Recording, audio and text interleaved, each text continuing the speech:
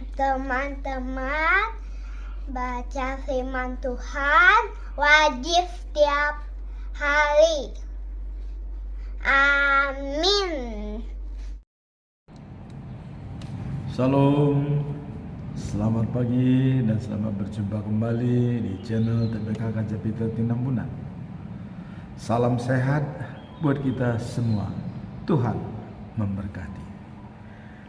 Firman Tuhan pada pagi yang indah ini di hari yang ke-209 tahun 2024 diambil dari kitab Yesaya pasal 43 ayat yang ke-11 dengan perikop Israel sebagai saksi Tuhan. Nats kita pada hari ini ialah akulah Tuhan dan tidak ada juru selamat selain daripadaku. Inilah firman Tuhan pada pagi ini. Kemudian bacaan malam ayat bacaan pagi diambil dari 2 Samuel pasal 8 ayat 15 sampai dengan 18. Kembali seperti perikop kemarin, kemenangan Daud dalam peperangan. Bacaan malam diambil dari kitab Yakobus pasal 5 ayat 7 sampai 11. Kesabaran dan doa. Sebagaimana biasanya sebagai pedoman kita dalam bulan Juli, dengan topik kita dalam bulan Juli adalah Tuhan memelihara hidupmu. Dan sebagai ayat dalam satu bulan ini diambil dari Filipi pasal yang keempat ayat 19. Allahku memenuhi segala keperluanmu menurut kekayaan dan kemuliaannya dalam Kristus Yesus. Itulah dalam satu bulan.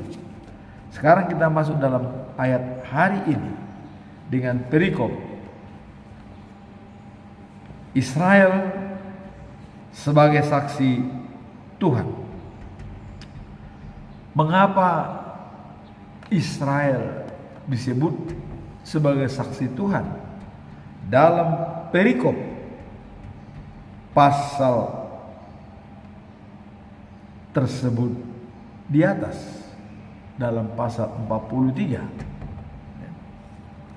Mari kita lihat. Israel disebut sebagai saksi Tuhan dalam Yesaya pasal 43 karena mereka dipilih oleh Allah untuk menjadi saksi-saksinya di tengah-tengah bangsa lain. Jadi mereka merupakan pilihan Allah ya, sebagai saksi-saksi di tengah-tengah bangsa lain untuk memberitakan firman Tuhan yang diberikan kepada bangsa Israel secara khususnya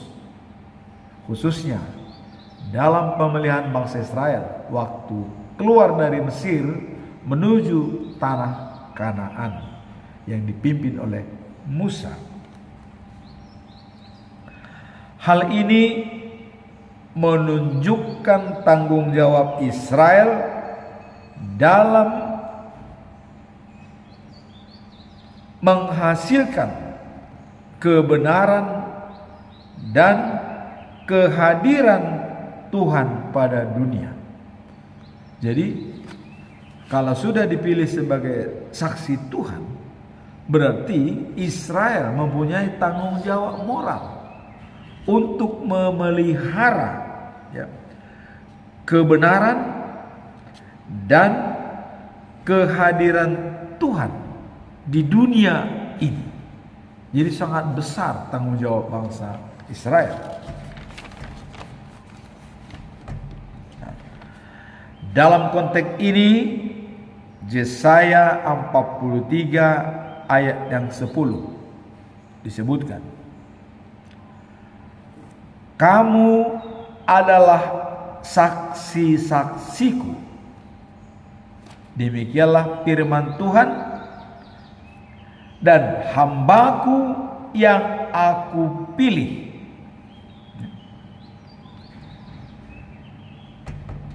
Dan dengan penugasan Tuhan menunjuk Israel sebagai saksi dalam pemberitaan firman Tuhan. Jadi itu berlanjut ya, dari dulu sampai sekarang. Coba kita lihat Israel, berapa kali mereka mau dihancurkan oleh bangsa-bangsa.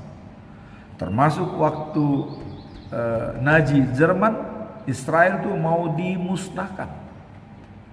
Termasuk waktu Raja Persia Ahasverus memimpin 127 provinsi, mulai dari India sampai Sudan. Israel itu mau dimusnahkan. Waktu itu ada pengumuman raja, semua bangsa Israel, bangsa Yahudi akan dimusnahkan dari Persia. Tapi sungguh sangat cerdik Mordekai, bangsa Yahudi yang tinggal di Persia bersama dengan anak asuhnya Esther, bisa mengembalikan kedaulatan Israel di Persia. Tidak jadi dibunuh, walaupun sudah ada surat perintah dari Raja Ahasverus atas permintaan Hanan ya. Kenapa Hanan membenci Mordekai? Karena Mordekai tidak mau tunduk kepada sistem peribadatan mereka yang menyembah berhala, harus hormat kepada berhala. Mordekai mengatakan hanya Tuhan yang disembah, tidak ada berhala. Mordekai berkeras, tidak mau menerima. Akhirnya dilaporkan kepada raja oleh Hanan, sebab Hanan itu sebagai pejabat tinggi. Wah, ini tidak menurut aturan raja. Wah, dilapor sehingga Mordekai hendak dibunuh oleh Hanan. Sudah disiapkan tiang gantungannya 29 meter. Tapi Tuhan tetap melindungi Yahudi dari kepunahan yang direncanakan oleh Hanan. Raja Ahasverus sudah membuat surat. Tetapi pada waktu itu, karena Esther menggantikan Wasti, istrinya Raja Ahasverus, bertindak dengan cepat. Datanglah laporan dari Mordekai sebagai ayah angkat daripada Esther ya, dilaporkan oleh Mordekai. Dan sebelum laporan itu ada rencana kudeta untuk membunuh Raja Ahasverus, dicium oleh raja. Akhirnya dibenarkan, terbukti, langsung digantung 3 orang. Nah, kemudian bagaimana persoalan daripada Mordekai dengan Hanan yang sudah mengeluarkan surat untuk perintah ke seluruh negeri Persia. Kita bayangkan 127 provinsi akan dibunuh semua orang Yahudi yang ada di sana. Wah, bukan main ya. Nah, akhirnya datanglah Mordekai dan meminta kepada Esther sebagai istri Raja Ahasverus, tolong buatkan surat untuk pembatalan daripada surat yang sudah dikeluarkan oleh raja. Disampaikan Esther. Tapi raja mengatakan, surat itu sudah saya tanda tangani dan sudah pakai stempel raja. Cincin saya yang sudah menstempel surat itu tidak bisa dicabut. Akhirnya Esther tidak kalah berpikir. Dia tetap, kalau begitu buatkan lagi surat bahwa Yahudi siap melawan dan mempertahankan diri apabila diserang oleh kelompok Hanan. Nah, itu mau raja membuat surat, dibuat lagi surat, diumumkan kepada semua orang Yahudi bahwa setiap ada perlawanan terhadap Yahudi atau mau menghanguskan Yahudi atau membunuh orang Yahudi dibenarkan untuk melawan sekuat tenaga. Inilah membawa angin segar bagi orang Yahudi yang ada di kerajaan Persia yang dipimpin oleh Raja Ahasuerus. Ya. Dengan diberikan surat ini, maka timbullah semangat baru bagi orang Yahudi. Maka semua orang Yahudi bersatu, memang hebat bersatu melawan siapa? Akhirnya bukan orang Yahudi yang mati, tapi banyak korban orang Persia. Bahwa ribuan korban dibunuh oleh mereka pada tanggal 14 sampai dengan 15 Desember. Itulah yang menjadi cikal bakal daripada pesta Purim bagi bangsa Israel. Setiap 14 sampai 15 Desember ini dirayakan sebagai pemulihan daripada bangsa Yahudi dari kepunahannya. Inilah Yahudi dipilih sebagai saksi kepada bangsa-bangsa untuk memelihara kebenaran firman Tuhan dan pemberitaan firman Tuhan. Dan waktu lalu kita telah mengatakan bahwa Tuhan akan mengembalikan orang Yahudi dari Babilonia. Tidak ada yang tinggal satu, semua kembali. Sebab mereka akan ditugaskan menjadi pemberitaan firman Tuhan ke seluruh dunia. Jadi Sion, Yerusalem adalah pusat tempat tinggal Tuhan nantinya untuk selamanya di New Jerusalem. Dan dari sana juga pemberitaan firman Tuhan ke seluruh dunia, dimanapun yang ada di dunia ini.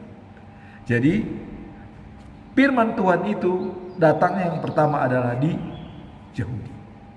Maka turunlah perjanjian baru kepada Kristen. Tapi kalau kita bilang turun ke dalam The Last Testament Islam,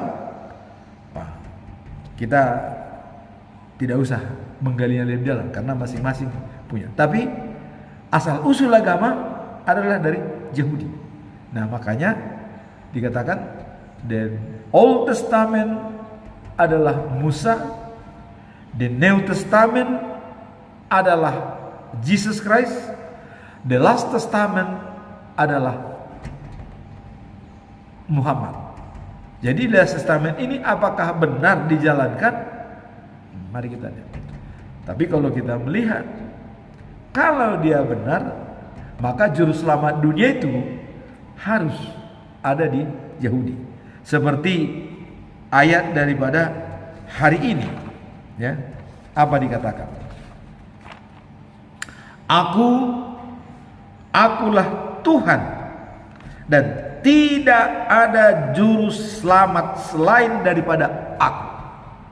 Jadi siapapun punya Allah di dunia ini, apakah Hindu dan segala macam, tidak ada yang lain kecuali Tuhan Allah sebagai juru selamat. Nah, jadi juru selamat itu diwujud nyatakan dengan kedatangan Tuhan Yesus Kristus ke dunia ini.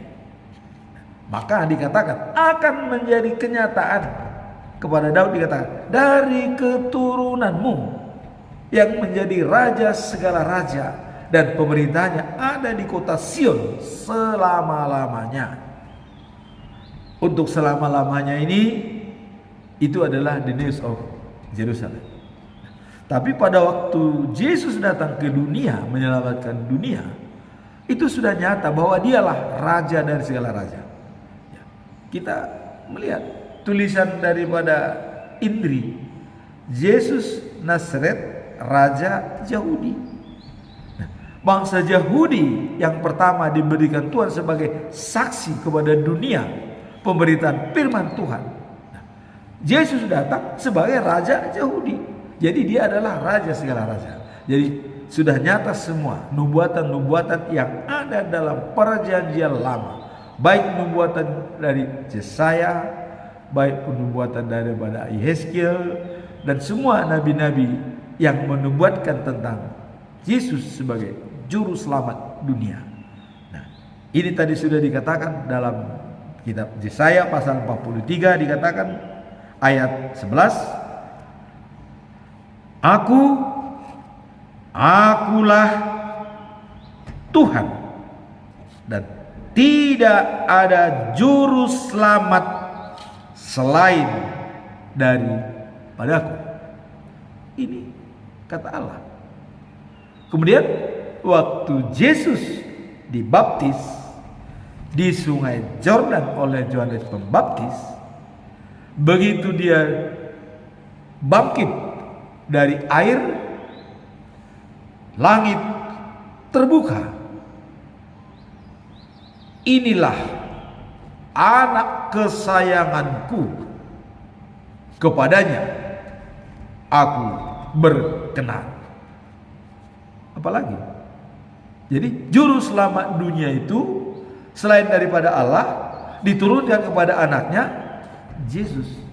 Jadi jelas, jangan lagi cari juru selamat yang lain. Jelas.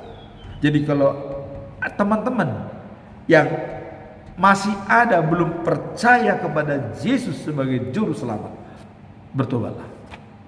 Terutama apologet yang banyak yang menghina Yesus. Oh, ini Tuhan, masa Tuhan diperanakan? Jangan berbicara seperti itu. Mari kita pelajari falsafah yang sebenarnya. Allah, Yesus, Roh Kudus, konsepsi sistem, cara Allah dalam membuat manajemen sorga dan dunia dan akhirat. Itulah manajemen yang dilakukan oleh Tuhan Allah. Pertama, dia memimpin dari sorga. Semua dipimpin. Karena dia tidak bisa turun. Kalau turun manusia mati dengan tiang awan pada siang hari dan tiang api pada malam hari. Tidak mungkin. Bangsa Israel takut, jangan Tuhan. Musa aja yang bertemu dengan Tuhan, kami takut. Maka Tuhan membuat suatu manajemen yang baik. Karena dia tidak bisa langsung lagi memimpin dunia. Karena dunia sudah semakin kacau, maka diturunkanlah Yesus Kristus. Datang. Waktu dibaptis, inilah anak kesayanganku, kepadanya lah aku berkenan. Jelas dalam Kisah Para Rasul. Ya tidak ada lagi. Nah kemudian manajemen pertama dan manajemen kedua dalam memperbaiki dunia ini, bahwa dia adalah juru selamat kita. Apa nih? Waktu Yesus mau naik ke surga, bangkit ke surga, ya, pada hari ke-40 dia menyampaikan kepada rasul-rasulnya, kalian tinggal di Yerusalem, tunggu aku naik ke surga, menyiapkan tempat bagi Anda, bagi semua orang yang percaya kepada Tuhan. Kemudian perintah daripada dia, beritakan firman Tuhan ke seluruh bangsa, baptis mereka dalam nama Tuhan Allah, nama Tuhan Yesus Kristus dan Roh Kudus. Bagi siapa yang dibaptis beroleh hidup, bagi siapa yang tidak dibaptis mati. Jelas. Dan sudah dinyatakan juga, akulah jalan dan hidup dan kebenaran. Tidak ada yang sampai kepada Bapa tanpa melalui aku. Nah, jadi manajemen kedua disampaikan pada waktu mereka berkumpul di Bukit Zaitun untuk menyongsong kebangkitan Yesus naik ke surga. Di sana sudah dikatakan, kalian selama 10 hari berada di Yerusalem. Berada di Yerusalem, jangan kemana-mana. Saya akan minta Roh Allah untuk turun menemani kalian. Nah, karena tidak lagi wujud Yesus ada di dunia, dia mengirimkan Roh Allah. Waktu itu rasul-rasul berada di Yerusalem dan mereka Roh Allah semua. Tapi bangsa Yahudi masih banyak yang sinis. Ada yang kagum, wah ini benar-benar dari Tuhan Allah kata. Tapi ada yang sinis mengatakan, wah mereka mabuk anggur. Mabuk anggur. Akhirnya apa? Petrus marah dan berkhotbah. Bagaimana kami mabuk jam 9? Dari mana anggur kami terima jam 9 katanya. Ini jam 9 pagi. Dia berkhotbah berapi-api. Akhirnya 3.000 orang dibaptis pada saat itu. Itulah kekuatan daripada Roh Kudus yang dimanage oleh Tuhan Allah. Pertama dia Allah dari surga, kedua dia turun ke bumi sebagai manusia, dia kembali dikirim kembali Roh Allah. Tapi itu apakah 3 apa 1 apa? Semua itu 1, bukan 3. Ya. Cuma dalam konsepsi sistem Trinitatis. Ya. Dan kalau Anda melihat selalu saya buat di dalam TikTok saya ada segi 4, itu adalah the news of Jerusalem. Yerusalem yang baru. Kemudian ada 3 segitiga sama sisi, tapi 1 itulah Trinitatis. Kemudian ada globe dunia. Dunia mengharapkan Trinitatis. Setelah Trinitatis maka the news of Jerusalem. Jadi ada filosofinya dalam TikTok saya yang saya buat setiap hari dalam perenungan pagi. Jadi segi 4 adalah the news of Jerusalem, segi 3 Trinitatis, dan globe adalah dunia, manusia-manusia yang berada di dunia. Nah, maka dengan adanya saksi Tuhan Israel, dan ini sampai sekarang itu jadi kenyataan. Coba kita lihat, ya. Baru minggu kemarin, minggu ini Netanyahu pidato di Kongres Rakyat Amerika. Apa yang disebutkan? Kami seolah-olah mau dikucilkan, mau dihanguskan, mau ditiadakan oleh negara-negara yang tetangga katanya, termasuk Iran. Dikatakan kami melawan Hamas, Iran yang turun. Kami melawan Fatah, Iran yang turun. Kami melawan Hezbollah, Iran yang turun. Kami lawan yang lainnya, Iran yang turun. Jadi semua seolah-olah itu Iran katanya. Jadi bagaimana katanya? Kami melawan teroris kok Iran yang turun. Itu katanya Netanyahu. Sampai dia bilang, kami adalah mengamankan diri kami dan juga Anda, katanya kepada Amerika. Karena disinalir Iran senjata kimianya katanya berusaha untuk menghancurkan kota-kota di Amerika. Itu katanya. Nah, sehingga Netanyahu sangat disambut di Amerika dengan adanya Trump sebagai calon presiden Amerika yang pro Israel, dan memang dia terlepas dari rencana pembunuhan waktu yang lalu. Nah, inilah saksi-saksi Tuhan. Termasuk Netanyahu juga merupakan saksi Tuhan. Dia mengatakan kami melindungi diri.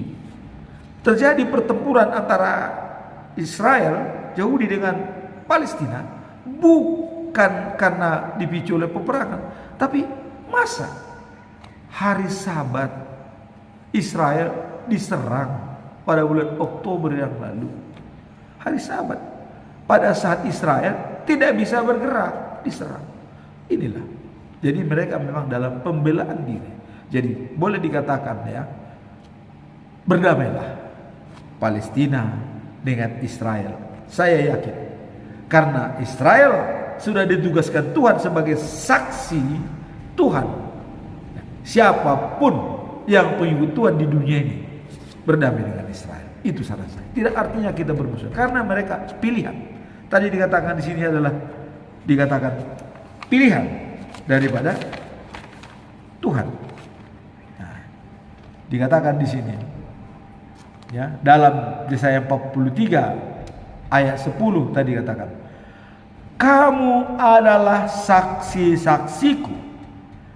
Demikianlah firman Tuhan. Dan hambaku yang aku pilih.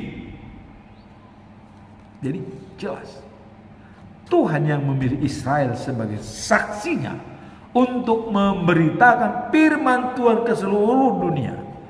Dari Israel lah firman Tuhan ini dibuka, diberikan kepada bangsa-bangsa yang ada di dunia ini. Jadi dengan saksi Israel, dan pada ayat hari ini dikatakan, akulah Tuhan dan tidak ada juru selamat lain. Dengan saksinya adalah Israel. Jadi Tuhan dengan Israel adalah suatu lingkaran yang saling bersinergi. Tuhan mengatakan Israellah saksiku, dan Tuhan mengatakan tidak ada juru selamat lain selain daripada aku. Jadi sudah jelas. Itulah ayat hari ini, bahwa Tuhan mengatakan dialah juru selamat dan tidak ada juru selamat yang lain. Dan ini langsung dinyatakan dengan kedatangan Tuhan Yesus ke dunia ini. Pada waktu dia dibaptis, Tuhan mengatakan, inilah anak kesayanganku, kepadanya aku berkenan, karena dia menyenangkan hati Tuhan. Kemudian kita masuk dalam bacaan pagi, diambil dari 2 Samuel pasal 8 ayat 15 sampai dengan 18. Kemarin kita telah juga membaca kemenangan-kemenangan Daud. Mengapa Daud itu menang? Karena dia bilang musuh punya kereta dan kuda yang kuat dan yang bisa bergerak setiap saat. Tetapi kami mengandalkan Tuhan. Itulah pernyataan daripada Daud. Kami mengandalkan Tuhan. Seberapapun kekuatan musuh, kami tidak ada. Ya, memang kita lihat orang Palestina itu yang sangat kuat, ya. Orang-orang raksasa Palestina termasuk Goliat, Daud yang mengalahkan. Tapi atas penyertaan Tuhan. Ya. Inilah keseriusan orang berteman dengan Tuhan akan menimbulkan kebaikan yang lebih besar lagi. Nah, jadi di sini kita lihat kemenangan-kemenangan Daud berperang melawan musuh-musuhnya, ya. Nah, kemudian bangsa yang di tanah Kanaan yang dikalahkan oleh Daud, kita sudah lihat kemarin, itu Raja Hadadeser, ya.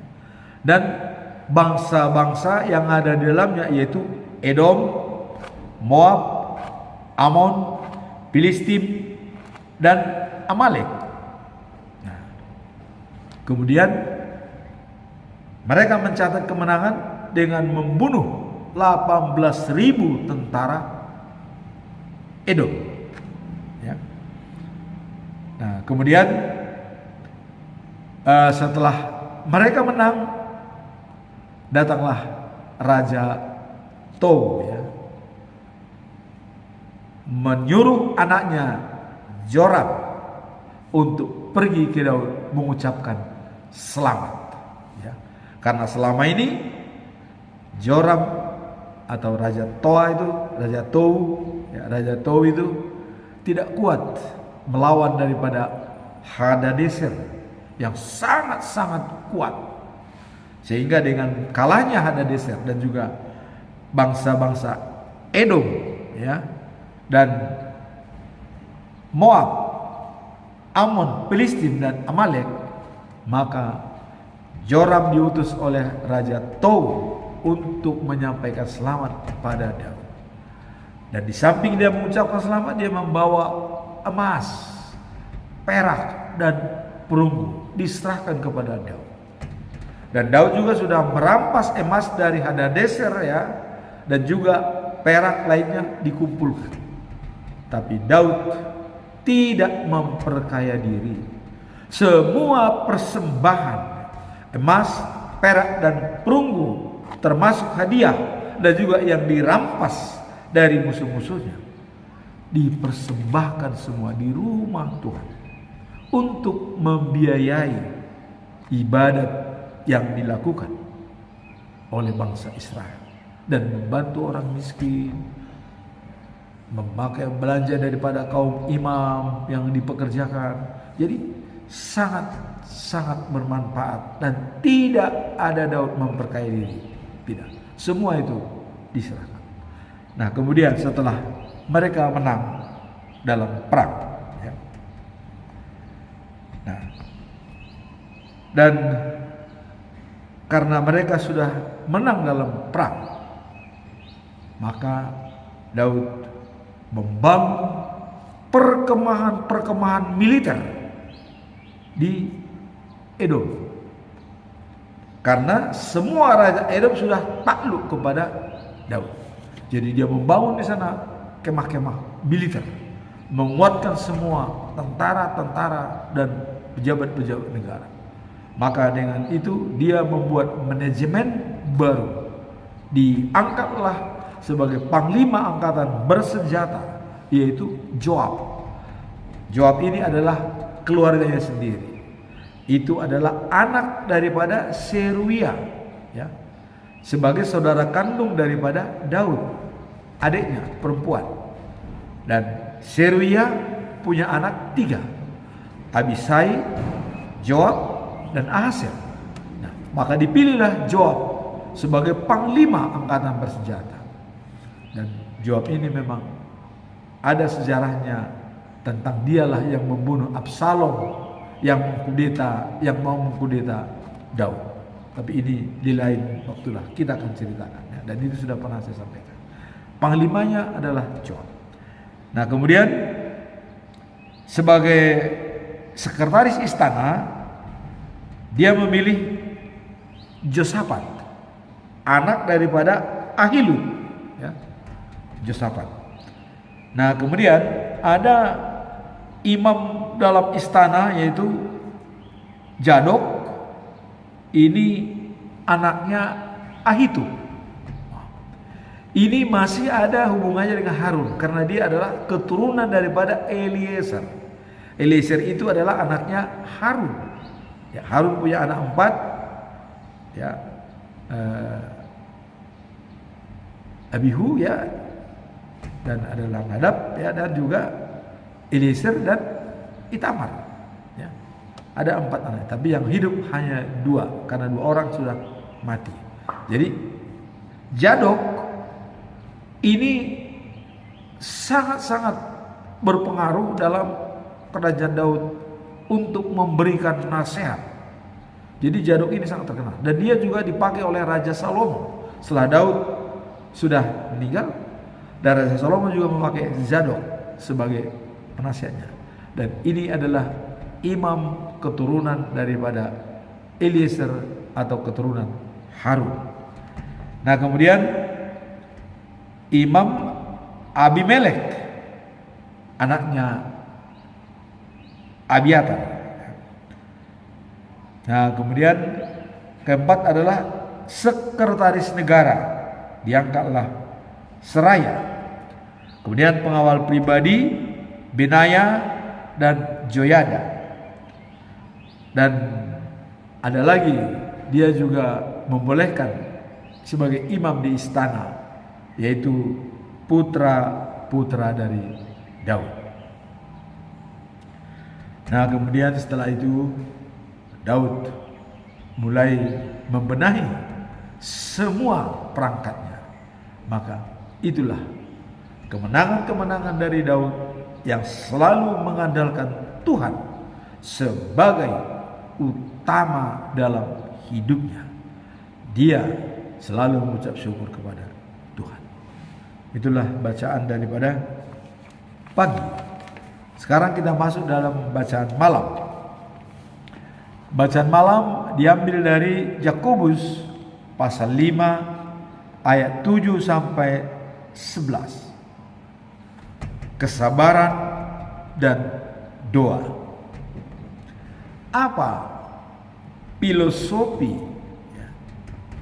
daripada kesabaran dan doa dalam Yakobus pasal 5 ayat 7 sampai 11? Mari kita lihat, ya. Filosofi daripada pasal 5 ayat 7 sampai 11 menekankan pentingnya sikap sabar dalam menghadapi pencobaan dan kesulitan, serta ya kebenaran dalam doa. Jadi kesabaran,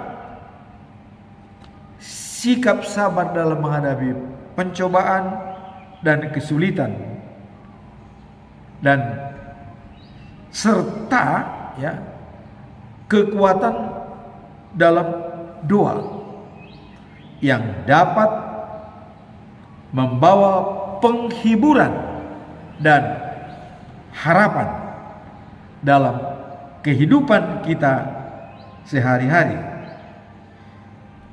Nah, jadi sebagai orang ya yang contoh-contoh dalam ayat ini mengingatkan kita dan teladan kita pada nabi-nabi, dan juga salah satu di antaranya adalah Ayub. Sudah teruji kesabaran dan pencobaan yang dialami oleh Ayub. Dialah role model dari satu-satunya manusia di dunia ini yang pencobaan padanya sangat berat. Apa itu pencobaan pada dirinya? Habis hartanya, anaknya semua mati, dia sakit parah kena borok, tidur di atas daun. Teman-temannya semua sudah menghakimi dia, bahkan istrinya pun menyuruh dia untuk meninggalkan Tuhan Allah. Tapi Ayub dengan tegar tetap yakin dan percaya kepada Tuhan sebagai pelindungnya yang memberikan kepadanya yang terbaik, baik dalam waktu susah, baik dalam waktu senang. Inilah kesabaran yang luar biasa yang bisa kita buat sebagai contoh dalam hidup kita. Nah, kemudian dalam pengertian kesabaran itu, Raja Salomo ya sebagai raja yang paling bijak sejak ada manusia di dunia ini, baik sebelum maupun sesudah dia, tidak ada lagi, hanya Raja Salomo. Coba dia menyatakan dalam Amsal 6 ayat yang ke-32, apa dikatakan Raja Salomo? Ya, orang sabar melebihi seorang pahlawan. Jadi kalau kita sabar sudah melebihi seorang pahlawan. Ya. Jadi yang di negara ini dihormati adalah pahlawan, penghargaan, pahlawan revolusi, pahlawan segala macam, pahlawan ini dihormati. Di sini dikatakan kalau kita sabar itu melebihi dari semua pahlawan. Jadi seorang pahlawan yang sudah berhasil, kalau kita sabar, kita melebihi dari pahlawan. Nah, kemudian lanjutan dikatakan orang yang menguasai diri, pengendalian diri, melebihi daripada seseorang menaklukkan sebuah kota. Jadi kalau kita menguasai diri, itu sudah menaklukkan sebuah kota dalam peperangan. Inilah hebatnya dikatakan oleh Raja Salomo, orang sabar melebihi seorang pahlawan. Orang menguasai diri melebihi menaklukkan sebuah kota. Tadi dikatakan dalam kesabaran dan doa. Nah, sekarang bagaimana dengan doa? Nah, Roma 12 ayat 12 yang disampaikan oleh Rasul Paulus, ya. Bersukacitalah dalam pengharapan dan tabah dalam kesusahan, termasuk sabar dalam pencobaan. Nah, dan tekunlah berdoa. Doa adalah napas kita. Doa adalah hidup kita. Kita diberikan napas kehidupan oleh Tuhan Allah. Maka kita selalu mengucap syukur dalam segala hal. Mazmur 50 ayat 23. Mengucap syukur dalam segala hal dan memberikan lapang jalan Tuhan dalam diri kita. Itulah tugas kita. Kalau jalan Tuhan sudah lapang masuk dalam diri kita, kita akan selalu mengingat Dia dan selalu konsultasi dengan Dia dengan doa. Karena dengan doa Tuhan sudah berada dalam diri kita. Dan ini juga dikuatkan oleh Raja Salomo dalam Amsal 22 ayat 3. Selalu saya katakan, orang bijak tahu datangnya bahaya. Orang bodoh tutup mata dan mati. Beda orang bijak dan orang bodoh. Orang bijak selalu dia dalam doa, dalam setiap menjalankan tugasnya. Karena dia tidak bisa menjamin kalau bisa hidup sampai besok. Ya. Tapi orang bodoh, dia bisa menjamin, oh besok masih ada waktu. Aduh, masa bodoh. Kalau orang mati, gira tuh dia. Ya. Masa bodoh. Ya, besok masih ada, udah besok aja. Jadi dia tidak memperhatikan hubungan baik dengan Tuhan. Itulah bedanya orang bijak dan orang bodoh. Menurut Raja Salomo, orang bijak tahu datangnya bahaya. Dengan bahaya itu dia selalu berdoa. Walaupun nanti dia kena musibah, karena dia sudah dalam Tuhan, tidak ada masalah. Paulus mati untung kalau saya bersama Tuhan. Karena kematian itu ya menjadi bangkit kembali seperti role model Tuhan Yesus. Jadi Roma 12 ayat 12 dikatakan bahwa bersukacita dalam pengharapan. Apa dalam pengharapan itu? The news of Jerusalem. Tabah dalam penderitaan, tabah dalam kesusahan. Dan apabila kita dalam kesusahan, ada telepon yang perlu kita hubungi. Mazmur 50 ayat 15. Ya. Panggillah aku kalau kau dalam kesusahan, ya, supaya kamu saya lepaskan dan kau akan memuji saya. Dan kemudian dalam Filipi 4 ayat 6, serahkan segala kekhawatiranmu kepada Tuhan, tentu dengan doa. Jadi semua kesabaran dan doa merupakan suatu konsepsi sistem yang berkaitan dan berhubungan. Tidak boleh terlepas. Orang sabar pasti berdoa. Orang berdoa pasti sabar. Ini merupakan suatu keputusan bagi kita. Jangan orang berdoa tidak sabar, salah. Atau orang sabar tidak berdoa, itu juga salah. Jadi orang sabar pasti berdoa. Orang berdoa pasti sabar. Itulah merupakan klimaks daripada perikop ini. Kesabaran dan doa. Nah, dalam konteks ini Yakobus ya menggambarkan itu seperti seorang petani. Bagaimana seorang petani? Waktu dia ya mencoba ya menabur, jadi membuat bibit ya, dan bibit itu dipelihara kemudian ditanam. Dan waktu dia menanam itu tentu dia dengan sabar harus memberikan pupuk, menjaga, dan juga hujan, menunggu hujan datang. Apabila kering, dia sabar dan selalu berdoa. Ya. Maka dikatakan bahwa orang petani itu dia menabur dengan air mata, tapi dia menuai dengan gembira. Menabur dengan air mata karena dia harus sabar menunggu sampai dalam panen. Inilah kata Yakobus tadi. Kita contoh sebagai seorang petani yang sabar menunggu hujan, sabar menunggu padi sampai berkembang, sampai menuai. Disinilah diminta ketabahan. Dan apakah dalam situasi ini kita menunggu dan menunggu? Tidak. Diisilah dalam doa. Karena dikatakan orang et labora.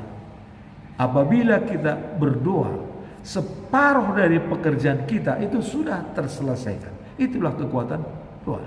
Ya. Dalam bahasa Batak, margo situtudo tangiang ni partigor molo dihaburjuhun. Doa orang yang benar sangat kuat kalau dia tetap percaya dengan doanya. Jadi dengan mencontohkan petani tadi, dan di sini tetap berharap menghasil dan selalu berdoa kepada Tuhan, aktif berdoa kepada Tuhan. Dalam Yesaya 40 ayat 31 dikatakan bahwa orang yang menanti-nantikan Tuhan mendapat kekuatan baru. Mereka seperti raja wali yang masih terbang dengan kekuatan sayapnya. Nah, jadi dalam menantikan petani tadi, itu juga sama kita dengan menantikan kedatangan Tuhan. Nah, sekarang kedatangan Tuhan itu kapan? Ya, seperti pencuri malam, setiap saat bisa datang. Tapi kalau kedatangan kedua kalinya secara universal, secara itu memang untuk keseluruhan, baik yang sudah mati, baik yang masih hidup. Tapi bagi kita, kedatangan Tuhan itu setiap saat. Kita tidak tahu berapa jam lagi kita harus menghadap Tuhan, berapa minggu lagi, berapa bulan lagi, kita tidak tahu. Nah, disinilah dikatakan kita harus tetap siap, bersabar seperti petani menuju hasil panen. Jangan menggerutu atau bersungut-sungut, ya. Contohlah seperti kesabaran Ayub. Setelah dia sabar, apa hasil daripada kesabaran yang dilakukan oleh Ayub? 3 temannya, Elifas, Bildad, Sofar, Tuhan mengatakan harus mereka mempersembahkan 7 lembu, ya, pengorbanan harus, dan harus Ayub yang mendoakan supaya mereka selamat. Itulah orang yang menghakimi tadi, yang memblame, mengatakan bahwa Ayub kena cobaan oleh Tuhan karena dosa-dosanya, padahal salah. Ayub kena cobaan karena Tuhan bangga kepada Ayub dan dibiarkan si iblis, ya, mengambil hartanya, membuat dia sakit supaya kelihatan ketabahan dan kekuatan Ayub. Dan kemudian hasil daripada ketabahan dia, coba, semua harta yang hilang menjadi 2 kali lipat gantinya. Dan anak-anaknya semua juga 2 kali lipat kembali seperti semula. Itulah bagian daripada orang yang sabar dan selalu berdoa kepada Tuhan. Demikianlah firman Tuhan pada hari ini. Semoga apa yang kita jalankan ini, yang pertama tadi adalah jadilah kita sebagai saksi Allah dalam pemberitaan firman Tuhan, seperti yang dijalankan oleh bangsa Israel sampai saat ini. mereka tetap kokoh dan bertahan karena mereka pilihan Allah sebagai saksi daripada pemberitaan firman Tuhan. Dan Netanyahu mengatakan bahwa kami melindungi diri dan juga melindungi Anda, katanya. Jadi bukan hanya kepentingan dirinya, tapi juga kepentingan dunia, karena mereka saksi Tuhan dalam pemberitaan firman Tuhan dan kebenaran firman Tuhan. Nah, kemudian diarahkan kita juga untuk sabar dan berdoa, dan juga mencontoh Daud selalu mengenalkan Tuhan dalam hidupnya dalam setiap langkah. Hari esok suatu kepastian. Pastikah bagi saya, pastikah bagi Anda? Kalau hari esok supaya pasti bagi saya dan Anda, berdoalah setiap saat kepada Tuhan. Maka kepastian hari esok pasti ada pada diri kita, walaupun kita malam ini dijemput oleh Tuhan Allah. Tapi karena kita sudah berdoa, maka kepastian itu akan kita terima. Tuhan bersama kita. Amin.